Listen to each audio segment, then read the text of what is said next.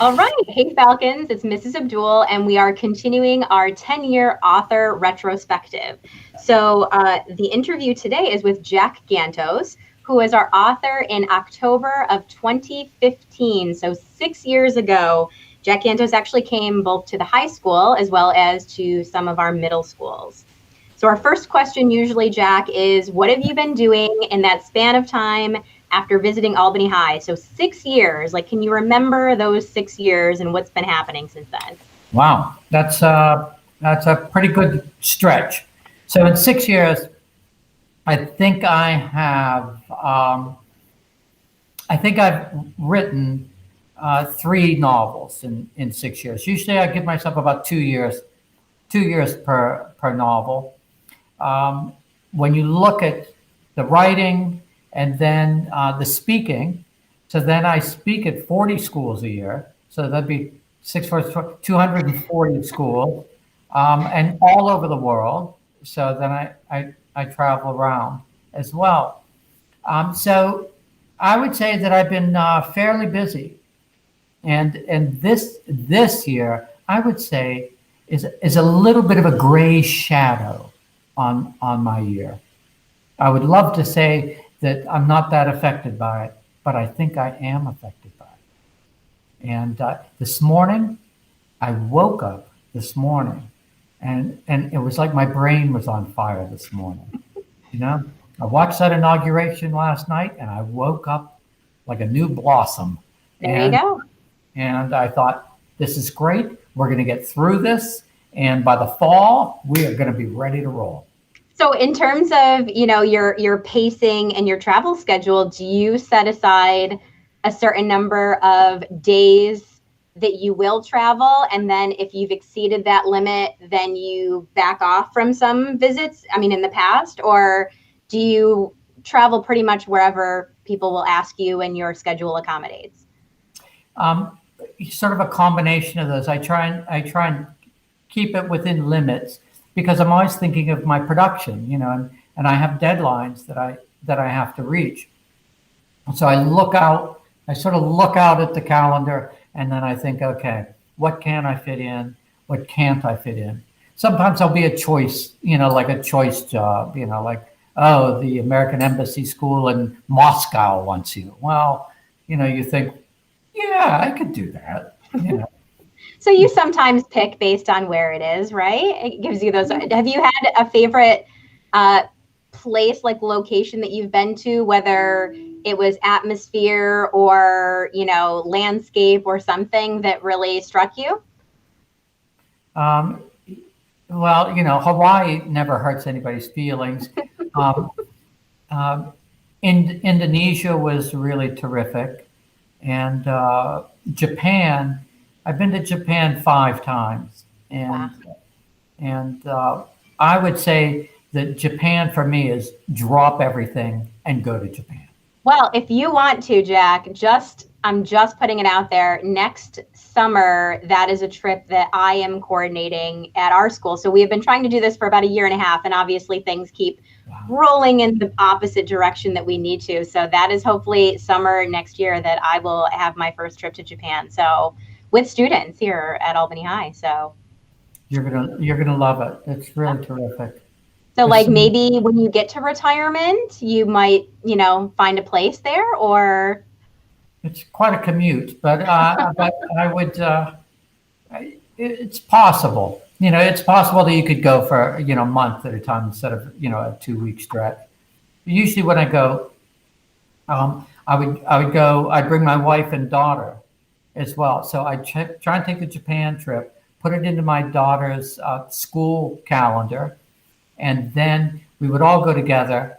I would speak for 1 week, all the way for 5 days a week, maybe 6, with them there, and then we would stay another week so that we could travel around, because they have a great train system, and you could bullet train it all over, up and down. It's fantastic. Oh, it's amazing. So much to see, so much to eat, such a great culture, and really lovely people. So, and if you are saying, like you're still writing, you still put yourself on a schedule, How long have you been writing for then at this point? When like in my life. Yeah. So I've been, let's see, I published my first book in 1976. Right. Right. Wow. I know. That's longevity. Yeah, it is long.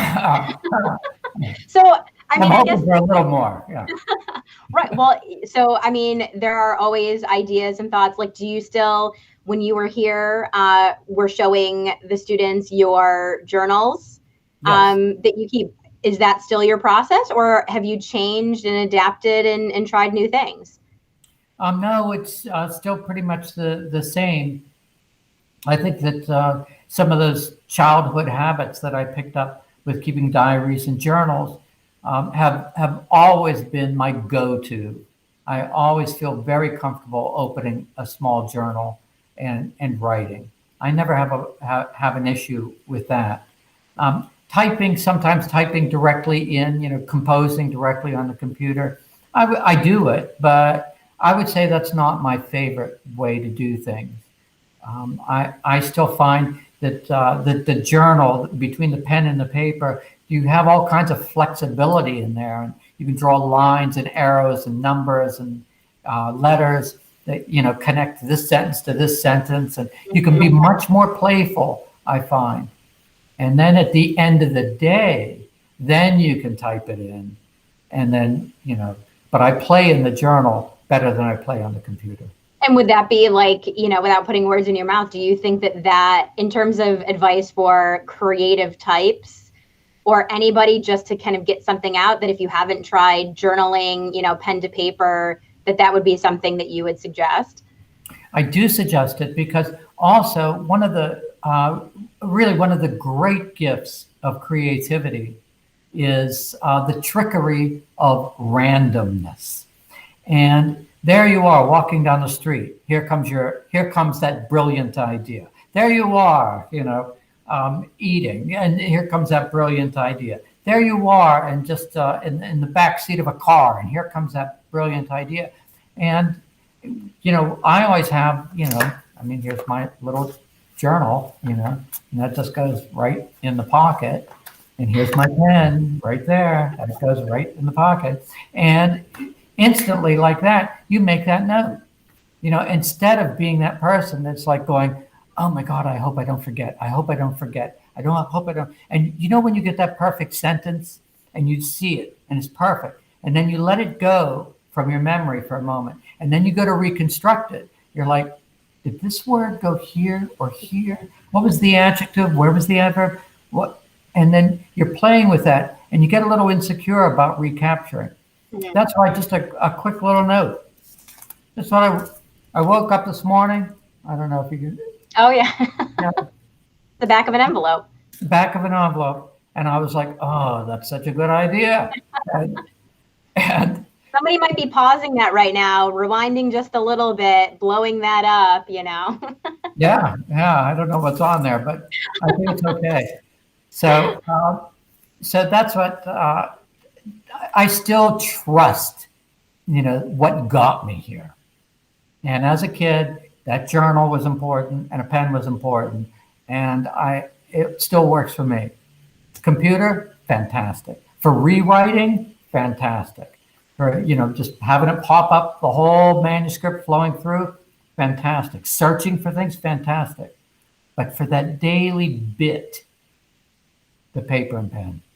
Well, that is such a nice thing to end with. And so we're going to do our traditional question, which Sure. is, since we're doing our 10-year author retrospective, we're revisiting all of the authors, that have been able to come to the high school over the last 10 years. This is kind of our mini celebration. So what do you do to celebrate? Well, okay, I'll tell you this. This is just a little odd thing. There's the kind of celebration that comes with receiving your new books. So once you write a book, okay, so it might take a year and a half to write a good novel, and then it goes to the publisher. It's another year in production, So now it's very far away from you, and you've probably written another book. But then the day comes when you get a big box in the mail, and those are your author copies, right? So it comes, and I always do this when nobody's home. So, because it's a little peculiar. So then I take the box, and then I bring it into my dining room, put it on the dining room table, I open it up, and I take all the books and I stack them up into a pillar on the dining room table, a single pillar. And usually it's 25 or 50 books, but usually about 25 hardback books. So it's a nice pillar of books. And then I climb up onto the table and I stand next to the pillar of books. I'm like, I love this. I love this pillar of books. And then you open the top one. But as you open it, you have to prepare yourself. So you get your nose very close to the cover, and then you open it and you go, and you sniff that first book. And it's like, oh, that glue that has never seen air before. That's melted. The paper, the ink. Oh, and then you open it and get a good whiff, and you pet them, and you restack them, and you shape them up into things. And then eventually you feel like a fool. And then then you get down off the table, you put everything back in the box, and you pretend like you never opened it, and you put it someplace. But you know that this is just your own little secret, odd moment. I love it. I absolutely love it. Yeah, I mean, you could stack them up on the floor, but you choose to stack them up on the table and get up on the table. So, you know. Oh, good. And I have a high ceiling too, so that really helps. And so you've done that many, many times. And that's why you're Jack Gantos. So that's why we love you. And that's why we had you here. So we are so excited. Thank you so much for taking the time. This interview was fantastic. We're going to share it with our Falcons. And, you know, everything is available in the library to check out. So anytime you need to check out a Jack Gantos book, now you know a little bit about him, and then you want to check out another one of his books. So thank you so much. Thank you. Thank you. Take care.